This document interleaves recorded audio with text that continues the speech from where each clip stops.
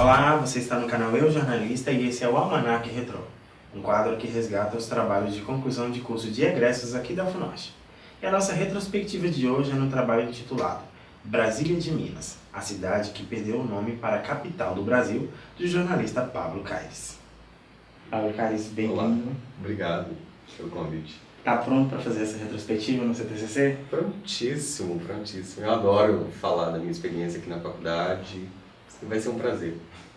Eu quero que você comece falando para mim quando você se formou e qual a sua área de atuação.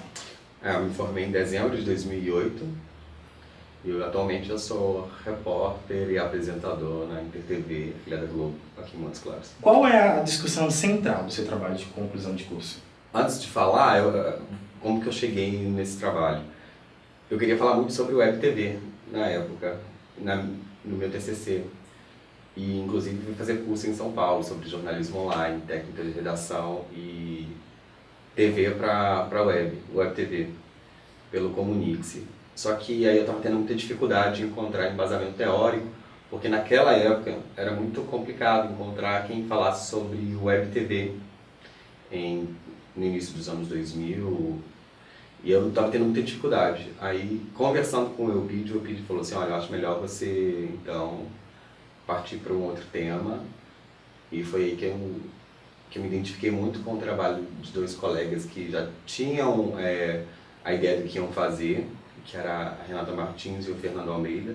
O Fernando é de Brasília de Minas, e ele tinha compartilhado com a gente essa história da cidade dele, que perdeu o nome para a capital do Brasil.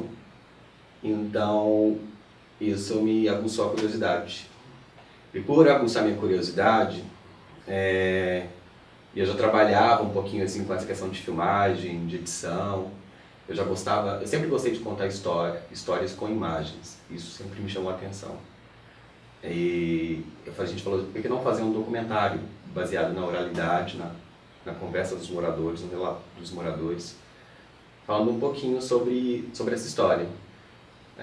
Brasília de Minas, município do norte de Minas, que antigamente chamava só Brasília, mas com a construção da capital em 1960, para inaugurar em 1962, o Juscelino Kubitschek teria sonhado ou teria decidido, por causa do pau-brasil, colocar o nome Brasília, e o nome Brasil, né? Brasil, Brasília, colocar o nome da capital que ele estava construindo com esse nome.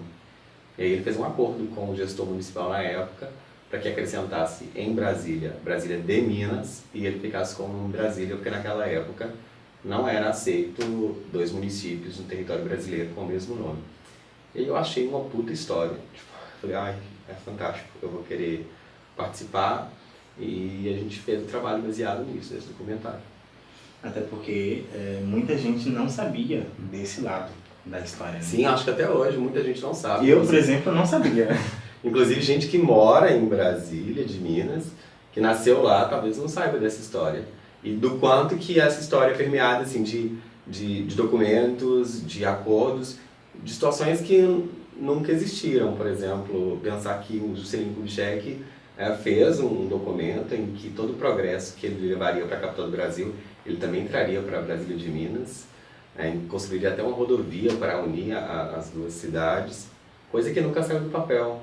Imagina, a gente conhece Brasília de Minas hoje, a gente sabe do tamanho, é uma cidade grande, mas assim, ainda nunca foi polo do norte de Minas, e se de fato tivesse esse acordo valendo, talvez seria a capital do estado, mas não foi. Ou talvez seria uma cidade do porte de Montes Claros, né, que é a capital do norte de Minas. Sim, exatamente. Agora eu queria que você explicasse mais detalhadamente como foi o processo desde a escolha do tema que você já falou até a finalização. Assim que a gente chegou pra gente essa história, né, que o Fernando compartilhou isso, tinha um livro de uma escritora também lá de Brasília de Minas que tratava sobre isso, não era o tema principal do livro, mas essa história estava lá no livro. E aí a gente leu essa história, e a gente começou a buscar na cidade pessoas que conheciam a história, que estavam envolvidas com isso. E a gente conseguiu até uma filha adotiva do prefeito na época, ela guardava documentos, fotos, E isso foi noticiado na cidade. Um personagem tanto, né? Muito. E ela guardou todos esses... Na época tinha um jornal impresso da cidade, que era discutido isso com a população e tal. E aí a gente foi para lá, a gente separou algumas viagens durante a confecção do trabalho, para que a gente fosse lá, estivesse com eles. Foi tudo gravado, eu que gravei, eu que era o câmera assim, do documentário, eu que fui o câmera do documentário. A gente foi para lá, eu também fiz a edição do material, que tinha um tempo, de acordo com o trabalho, a gente tinha que fazer um vídeo, acho que era de 7 minutos, de 7 a 12 minutos. E condensar isso foi muito complicado. É muito complicado. Porque... É sempre complicado você enxugar alguma coisa que é tão pertinente assim e você reduzir em tão pouco tempo. E tinha um relato de muitas pessoas, e tinha documentos, e tinha... Então você construiu a narrativa com começo, meio e fim, só no que as pessoas... Não tinha off, não teve construção de off, era só mesmo a narração das pessoas. Foi bem complicado. Mas saiu, foi bem legal. E aí, além disso, tinha a parte escrita do trabalho, que a gente teve que fazer esse embasamento teórico, a gente teve que buscar algumas referências sobre situações parecidas, explicar o porquê que naquela época não podia ter 2 municípios com o mesmo nome. E por falar em embasamento teórico, qual foi a grande área do jornalismo que você utilizou para poder fazer? A gente falou muito sobre jornalismo investigativo, porque a gente precisava fuçar coisas que muita gente talvez tinha guardado, mas achava que aquilo ali não fosse importante, não tivesse relevância. Tivemos que buscar encontrar esses personagens. Não foi tão fácil, porque tipo, é de uma época, né, passada, mas a gente foi muito também na base dessa questão de construção de vídeo documentário, como é que é a construção de vídeo documentário, como é que é a produção disso. E nessa questão da construção da narrativa também foi bem complicado, porque a gente queria buscar uma linguagem que tivesse muito voltada para o regional. Então, foi bem complexo, assim. Mas essa questão do descobrir, do fuçar, que foi mais importante. E foi mais gostoso mesmo de fazer. O TCC, ele é basicamente um divisor de águas na vida do acadêmico. Você consegue fazer essa diferenciação? Eu acho que sim, foi muito importante, assim, nos últimos períodos principalmente. Ele consumiu bastante meu tempo, bastante minha paciência, bastante... Neurônios. Bastante.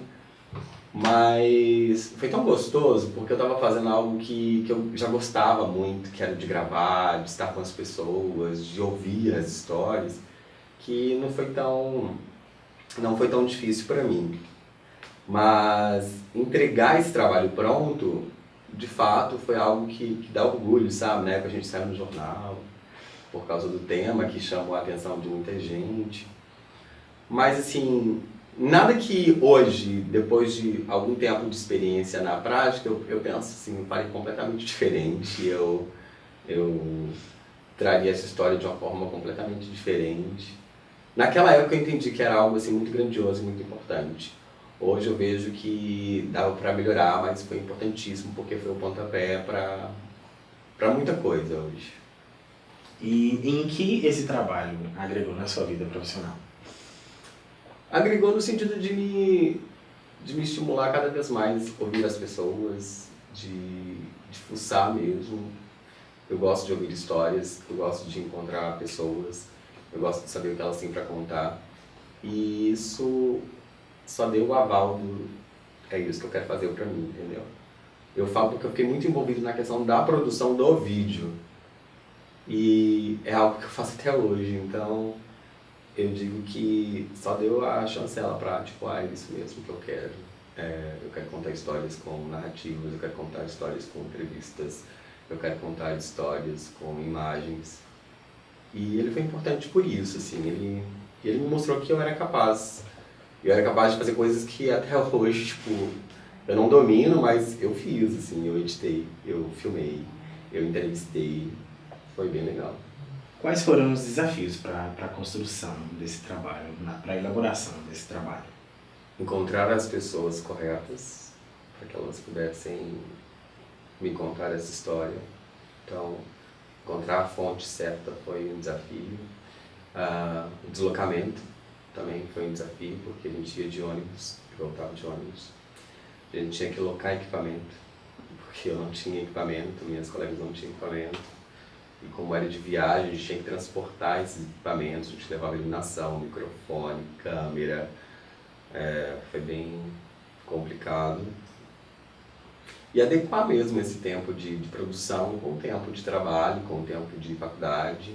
Acho que foi o maior desafio. No fazer, de fato, ele não foi tão trabalhoso. Eu acho que a logística foi mais complicada do que o processo. Porque a gente estava familiarizado pelo que a gente também já tinha aprendido na faculdade, com o que a gente já tinha vivido nas disciplinas. Com o tema também. Como dirigir, exatamente. Por ter o Fernando, que era de Brasília, que é ainda de Brasília de Minas, e faz o trabalho hoje lá como repórter, isso facilitou muito, mas foi na questão do fazer mesmo, da logística, que trouxe um pouquinho de trabalho, de obstáculo, assim. Mas depois de alguns shows, algumas lágrimas, a gente conseguiu entregar, foi bem tranquilo. Acho que é desesperador qualquer TCC. Pablo, muito obrigado pela presença. Obrigado eu. É sempre bom estar aqui, eu adoro estar aqui. Eu acho que quanto mais a gente divide, compartilha informação, mais a gente cresce. Eu, você, quem está assistindo, eu acho que quando a gente une forças, a gente é mais forte todo mundo, entende? Esse negócio de guardar essa informação pra mim, tipo, qual que é a ideia? Obrigado pelo convite. Pra quê? Pra quê? Eu é que agradeço, você como sempre muito solícito. E esse foi o Almanac Retrô.